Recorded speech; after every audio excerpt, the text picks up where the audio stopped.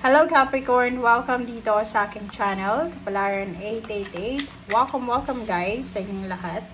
I hope na makaresonate kayo dito sa mga baraha na posibleng lalabas ngayon sa reading mo.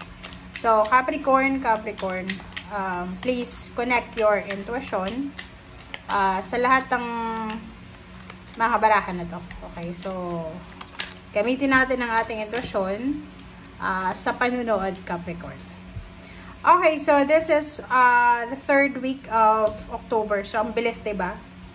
Third week na tayo. Mutual respect, love, equality, and your relationship. So, ang nakikita ko dito, may Capricorn dito. It's either you are married, you're in a relationship, you're looking for a relationship, you're not looking for a relationship. Meron dito guys na pagkakataon na posibleng makatanggap ka ng new relationship offer. And nakikita natin dito na meron din dito na parang in a relationship ka and hindi ka na masaya sa kasalukuyan mong relationship, maybe because of financial problems. Like for example, may asawa ka, may ka-live-in partner ka, and yung kalibin mo or asawa mo ay wala siyang trabaho or may trabaho pero hindi masyadong maganda yung pagpasok ng finances sa buhay nyo. So, maybe yan yung isa sa rason if you're married or if you're in a committed relationship kung bakit willing kang makipagrelasyon or kumbaga umalis sa sitwasyon na hindi mo na gusto. Okay? So, nakikita natin dito. So, if you are resonated, please comment down below, guys. Okay? Alright. So.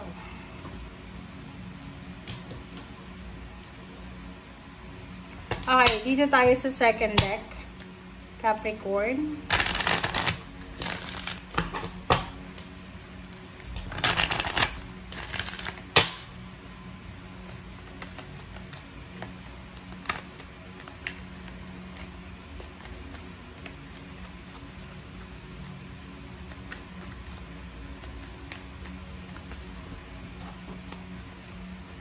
Alright, so Angel of Strength. Wow. Angel of Strength. So,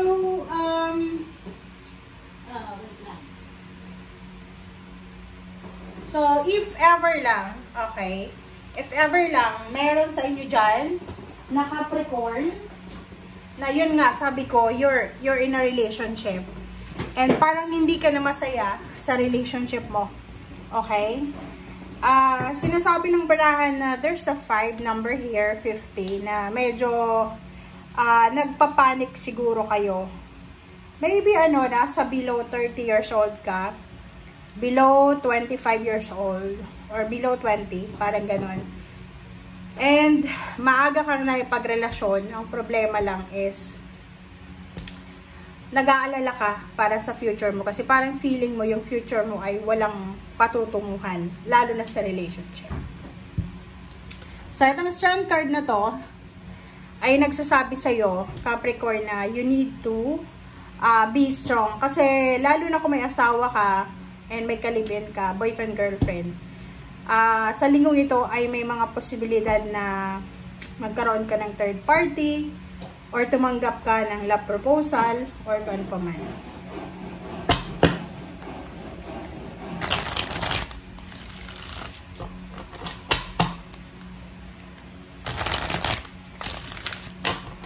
Okay, so let's check. Ano pa ba ang additional messages? Additional messages, the Sun. So, yun. The Sun, sinasabi ng barahan na siguro marami kang problema ngayon sa kasalukuyan mong relationship or job or kung ano pa man. But the Sun is here. So, sinasabi ng barahan, lahat ng problema, lalo na sa karelasyon, asawa, or kung kanino man na relationship meron ka, ay maayos din yan. Kumbaga, the Sun is always shining siya. So, everyday, 'di ba? Maliban na lang kung tag-ulan or nasa lugar ka na may snow, may winter, parang gano'n. So, wala talagang sunlight. So, walang sunlight sa mga panahon So, may mga specific season talaga. So, sa'yo, sinasabi ng baraha sa'yo dito na meron pa rin na pag-asa. Okay? So, kung ano man yan na pinoproblema mo, kasi nakafocus tayo ngayong linggo sa relationship eh. Kung ano man yan na pinoproblema mo sa relationship mo, huwag kang mag-alala. Kasi merong solusyon, merong way out, merong paparating sa buhay mo na pwedeng magdala sa'yo ng happiness.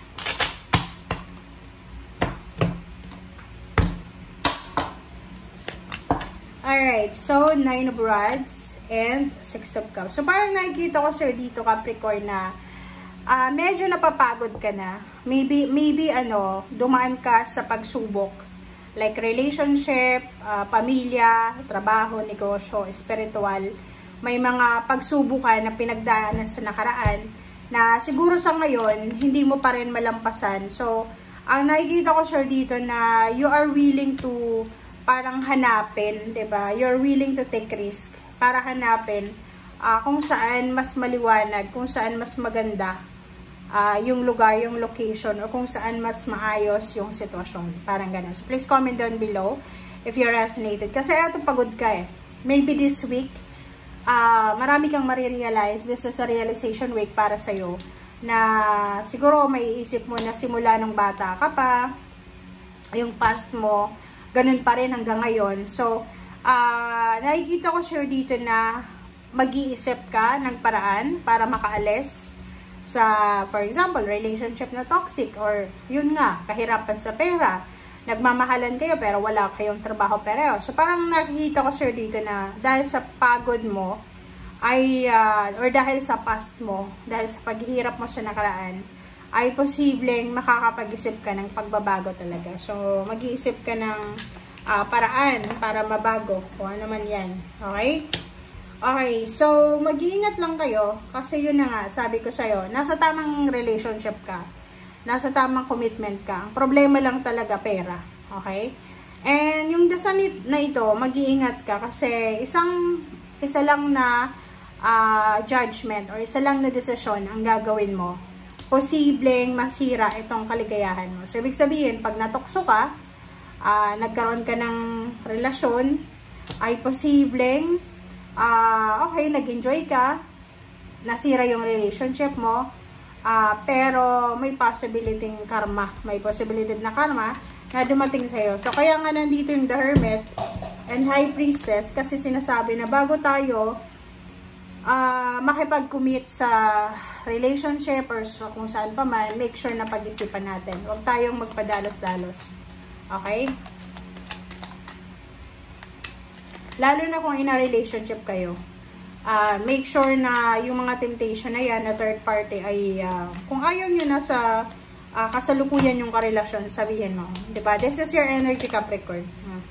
Dalawa yung 2 of Cups mo. So, talagang, ang linggong ito ay punong-puno ng temptation. Ay, ang isa sa nakikita natin ditong rason, wala namang problema sa kasalukuyan mong relasyon. Ang problema lang, wala kayong pera, pareho. Or, pwedeng yung pangasawa mo or yung boyfriend, girlfriend nyo ay mahirap sila. So, nakikita ko, mataas yung pangarap mo eh. Napakataas ang pangarap mo. So, ang nakikita natin dito is talagang gagawin mo ang lahat para matupad lahat ng pangarap mo. So, there's a 7 of Swords. Nakikita ko siya dito, maraming temptation. But, nasa iyo pa rin. Okay, dalawa eh. 7 of Swords and the Devil. This is envy. This is backstabbing. This is temptation. So, nasa yung kamay yun kung gugustuhin mo. Okay?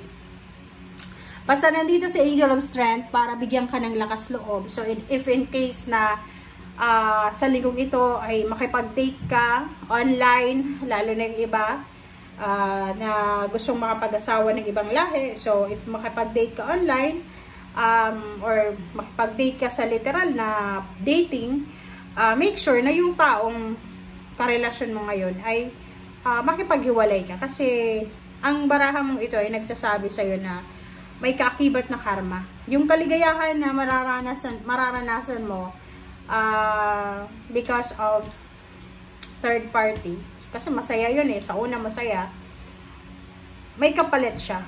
Okay? May kapalit siyang karma na kailangan mong paghandaan. Kaya nga nandito yung Hermit tsaka High Priestess kasi sinasabi na kailangan handang-handa ka, ready ka sa kung ano man na consequences na posibleng mangyari sa decision making mo. Okay, wala namang problema kung magkakagusto ka sa iba, wala namang problema na makipaghiwalay ka. Dapat ayusin mo talaga, closure talaga na wala kang masasaktan. Okay? Thank you guys. Bye!